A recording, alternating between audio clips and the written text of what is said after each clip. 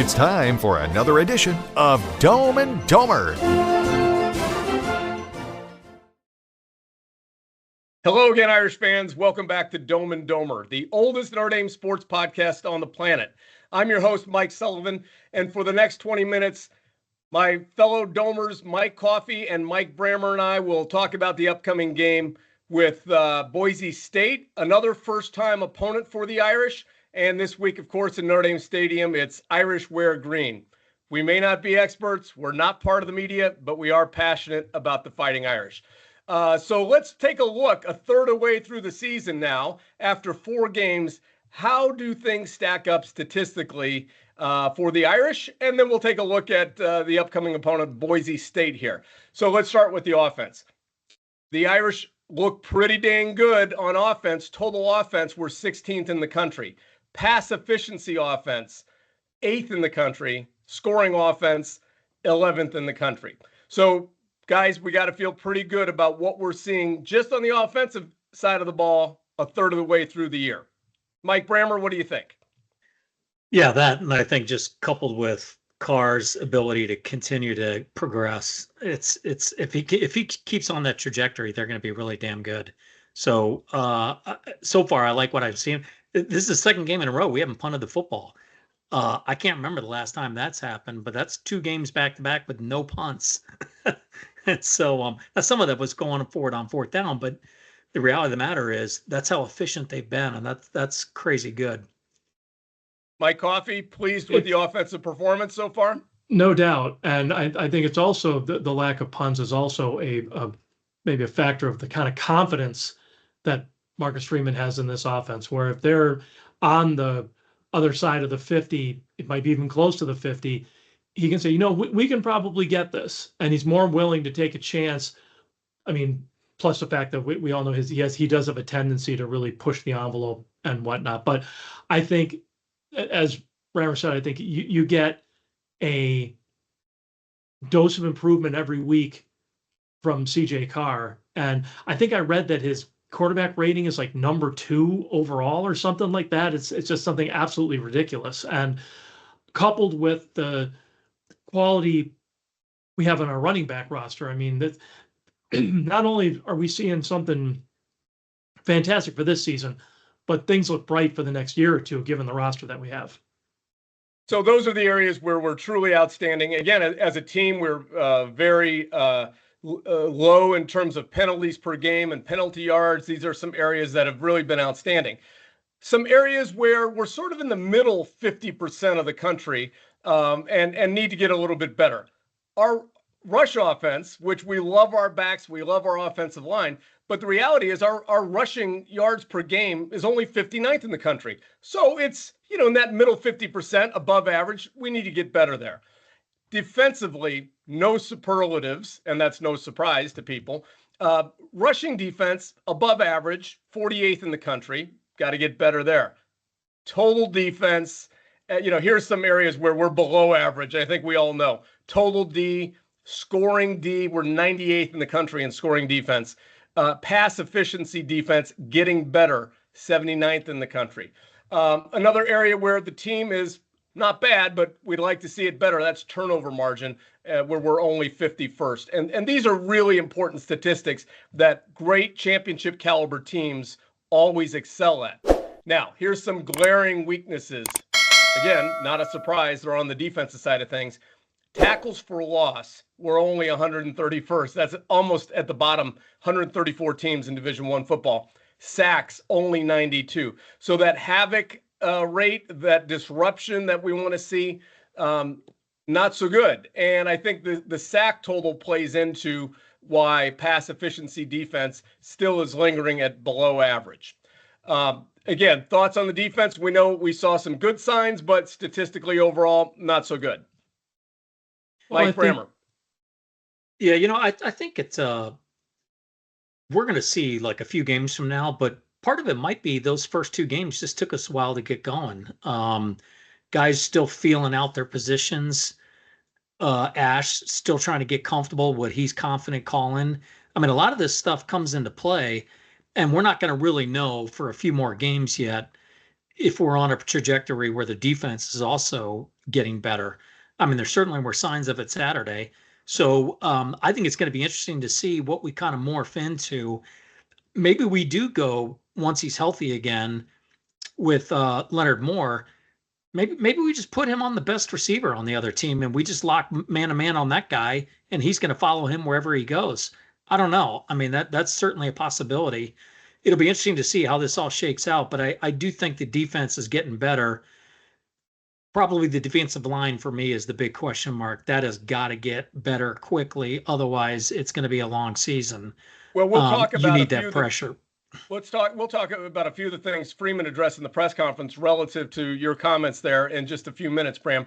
Mike Coffey, anything about the defense that you want to say that you haven't said yet this year? Well, I think part of it is I get the feeling that Chris Ash, just in general, has less of an aggressive scheme than Al Golden did. I mean, Al Golden's scheme was built on pressure, havoc, and just forcing opposing offenses into quick decisions, which more often than not are bad decisions. I think Chris Ash is, at least so far, has shown a little bit more, a little bit more of a desire to take things a little slower. Now, having said that, I think if we continue to see the trends improve, that certainly will be a plus. We're certainly seeing a little bit more blitzing, a little bit more pressure. If we can make our opponents more one-dimensional, especially if we're not facing dual threat quarterbacks, that's certainly going to make the job easier. And I would expect to see an improvement in tackles for loss and havoc rate and stuff like that if that proves to be the case. Yeah, it's interesting is there's no question we've blitzed less, right? That's true through 4 games.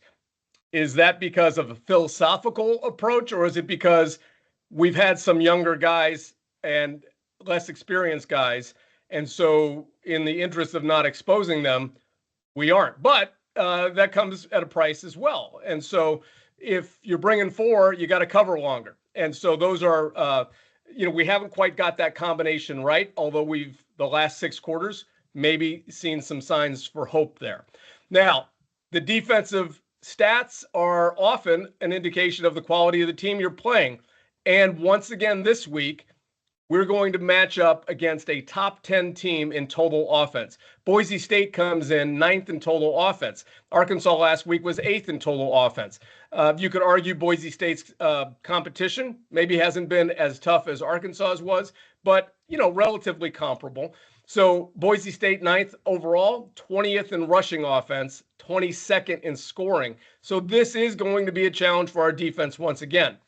Boise State's defense, not Arkansas bad, 56th in total defense, 81st in rushing defense, and that's got to give us salivating a little bit when you think about our rushing attack with our line and our running backs. They're 75th in scoring defense. Again, we should match up well there, and maybe this shapes up to be another high-scoring game. Here's an interesting note. They're not great on defense, but they're 37th in pass efficiency defense, largely due to the amount of pressure they bring. They blitz a lot, and they're 28th in sacks. So that's something to keep an eye on as we head into Saturday. Okay, so Freeman's press conference, of course, on Monday. I was overhearing some other folks in town talking about the game, and I was on the golf course yesterday, and I heard some guys next to me on the driving range who were saying, oh, well, Freeman obviously took over the defense. Marcus Freeman took over the defense. And I thought that was an interesting take on the improved performance. No indication that Marcus Freeman, he said he was not going to. I clearly don't think he did. Chris Ash is calling the defense. But I do think that Freeman has, if you want to say, taken over. He's exercised the right things as the head coach. He is inserting himself in the right ways as the head coach. And again, he talked about this again today in his press conference. He's saying, hey, here's what a leader should do in tough times. Let's focus on what we do well. Let's really lean into accountability. And let's make sure we are in a competitive environment so the guys are earning, the opportunity to play. And I think that's what we're seeing. The improvement has a lot to do with that focus on accountability. What are the coaches willing to tolerate? What are they accepting at practice? And I think that's where Freeman has inserted himself. Bram, you listened to the press conference. What was your sense of that?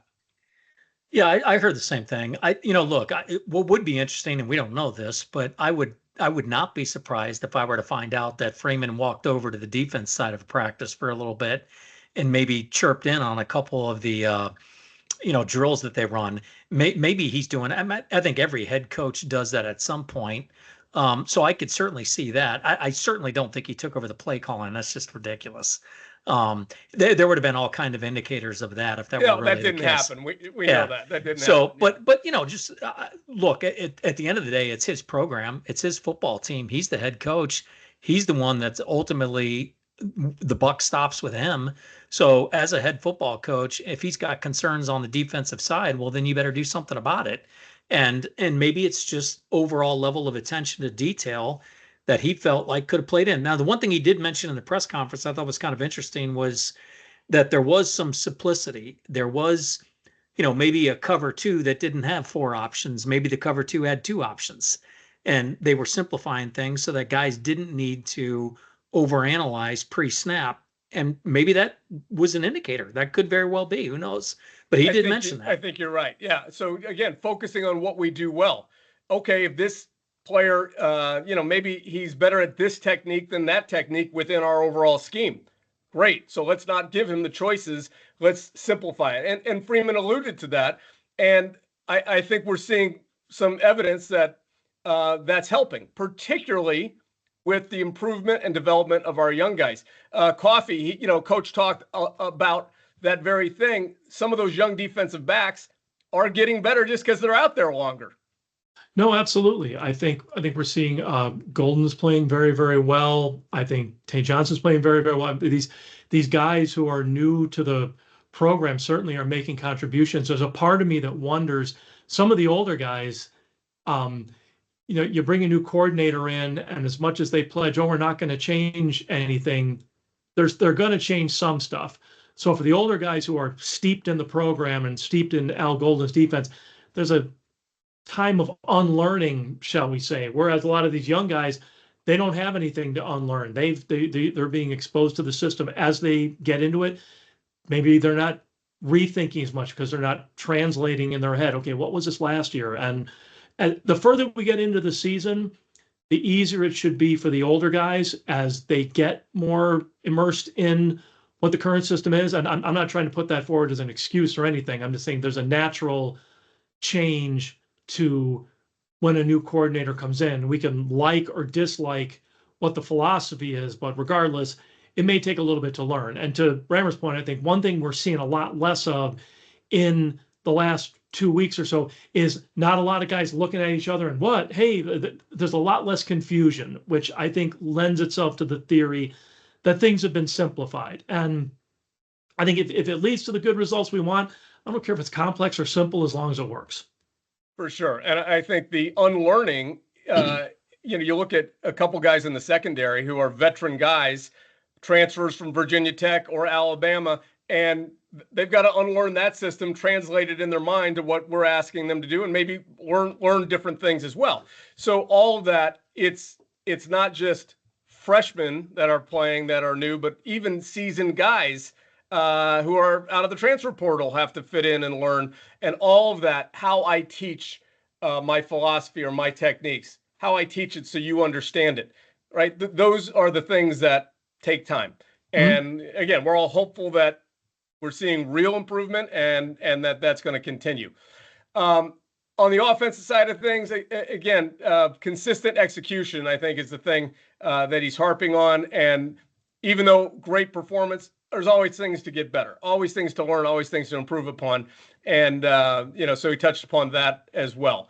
But the challenge of growing and getting better in good times, right? The contrast between, when things are going bad, there's a different motivation than I got to get better when things are going good. And that's the role of the head coach, right? Keeping everybody accountable for improvement. Okay, last topic on the press conference, some depth chart updates. Everybody's focused on Leonard Moore, and he's still questionable, nursing that ankle sprain, and may not play. But we lost Donovan Heinisch pregame on Saturday at Arkansas. He only played 5 snaps, and so Heinisch is questionable, and that bothers me maybe more than Leonard Moore's absence, because Boise State's ability to run the ball and their desire to run the ball, and having a disruptor like Donovan Heinisch full strength, I think, is going to be important. So we have to keep an eye on that. Okay, lastly today, now that we got back to 500 and we see a path forward, we're all hoping and talking about, let's run the table 10-2. Let's have a little conversation around the college football playoffs and what 10-2 might mean for the Irish. 12 teams have to get in, right? So let's start with this. Bram, how many Big Ten teams would you take right now? If you're picking the field, how many Big Ten teams? Yeah, I mean, if it's right now today, you pretty much got to go with 4. I think there's 4 in there. If it's right now today, now hopefully chaos ensues. That's what we want. Well, but yeah. So let's it's going to play out. They got 4 last year, and it's hard to imagine them probably not likely. This year. There's going to be 4 again.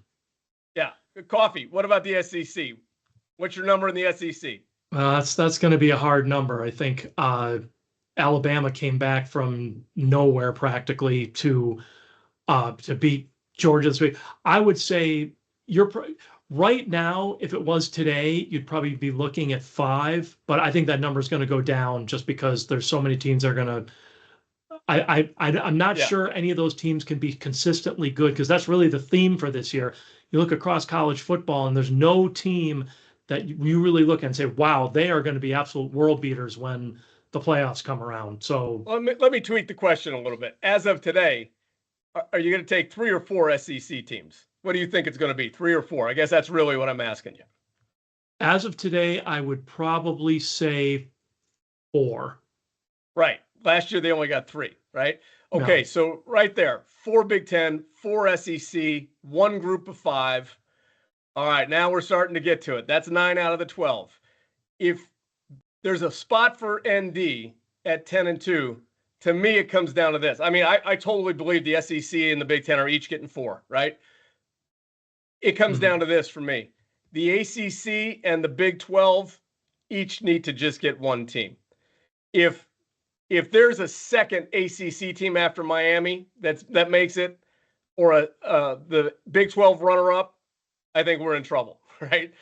But I think that's where our rooting interest, and as you're kind of reading the tea leaves here, that's what we got to keep an eye on. I can't see a scenario that the Big Ten and the SEC don't each get 4.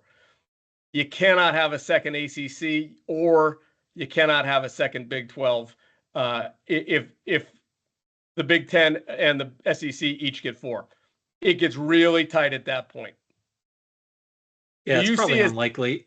I think the unlikely scenario is the second ACC team. However, you never know. I mean, if Florida State wins out, look out. I don't know, though. It's a lot could still happen. There's a lot of football still left to play. But if you were to do the eye test today, I definitely think you're leaning towards 4-4 out of the Big Ten and SEC.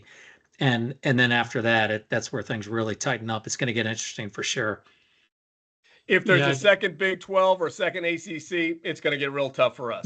No, absolutely. Because I think last year, Notre Dame's independence was a benefit to them, especially financially, because all that bowl money just came, or playoff money just came right to us. This might be the year that independence causes us problems, because with the way the schedule is set up, it was so front loaded.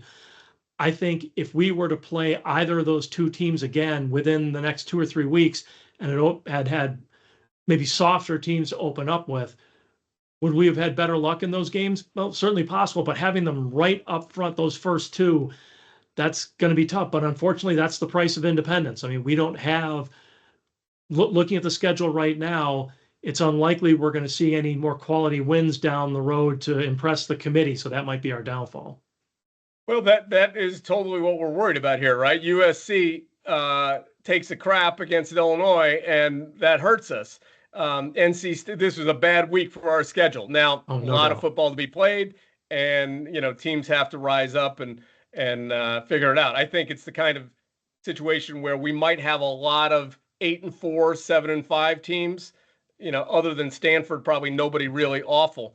But the opportunity for a marquee win, our best win might end up being a loss. So those are things that we'll have to keep an eye on and hope for complete chaos in the ACC and Big 12. I think that's in our interest. Okay, we're going to wrap it up there. We'll be back on Thursday talking more about the matchup with Boise State. We'll make some predictions for the game and take a look at some key matchups around college football. All that will be Thursday's episode of Dome and Domer. Until then, for Mike Brammer and Mike Coffey, I'm Mike Sullivan. We'll see you next time.